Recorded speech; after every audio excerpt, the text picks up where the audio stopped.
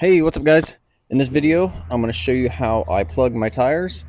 I have a tire here that keeps going flat and it has a nail hole in it, and I'm going to show you guys how to fix it. And the tools we're going to need are a reaming tool, the plug insertion tool, the rubber cement glue, the plugs, and an air chuck, a pair of side cuts, a flathead screwdriver, and some soapy water in a bottle, and a rag. And I will list all these in the description below, as well as links on where you can get all of this stuff. So the first thing we need to do is we need to locate where the hole is. And typically you can do this on the car. Some tire shops will take the wheel off the car and they'll submerge it in a tank and see where the bubbles are coming out. But if you just fill up a bottle full of water and some Dawn dish soap and spray it all over your tire, then typically you will see air bubbles start to come out where the hole is. And you might have to move your car back and forth and rotate your tire and move it around in order to find the hole. It helps if you air your tire up before you do this. That way there's a lot of pressure pushing out on the tire, and that'll help cause those air bubbles. And you can see right there that the pressure from the tire is pushing the air out and it's causing air bubbles. And so that tells us where our hole is. And now that we've located the hole, I'm just going to go ahead and use my rag to dry off the water and try to get the soap and water off as best as I can. And in my case, it looks like it's just a hole. There's no nail or staple in the tire. If there was, now is the time when you want to get it out. You can use your flathead screwdriver to get underneath the nail and kind of work it out. And then when you're able, just grab it with your side cuts and pull it out. And now we're going to use our reaming tool to stick it into the hole, and we're going to put a lot of pressure on it, and you have to twist it as you're trying to push it in. Sometimes it can be pretty difficult to get it started, but just keep twisting on it and putting some steady pressure on it to get it in that hole. And what we're going to do is we're going to ream that hole out and give the plug a good place to set up and stay glued in there. Where I'm patching is pretty close to the sidewall. There's different standards and regulations and recommendations on how close to the sidewall you should patch and best practices.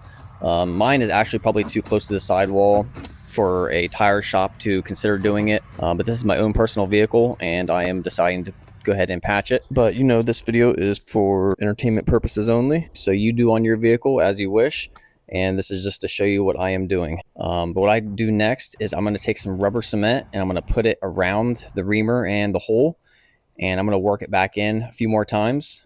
Then it's normal for air to start to rush out, especially if you accidentally pull your reamer out. A lot of air is going to be coming out. And then I'm going to go ahead and take my plug and I'm going to squish down the end to fit it through the plug tool.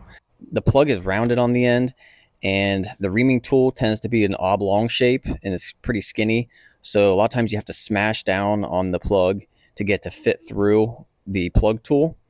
And so I'm just going to smash it on my fingers and push it through and then pull it through the tool. And then you can even use a pair of pliers or their side cuts to help pull the plug through the tool.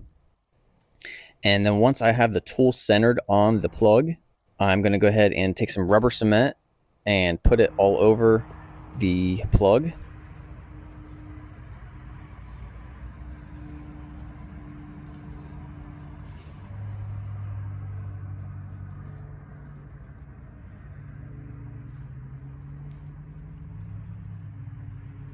And then once I have that covered, I'm going to pull out the reaming tool. And again, a lot of air is going to come rushing out at this point, and that is completely normal. And so we're just going to take this plug tool. We're going to slowly push down on the plug, and we want to do this in a controlled manner. You don't want to put too much weight and slip too far in, because if the plug goes all the way in, then you have to restart and put a new plug on.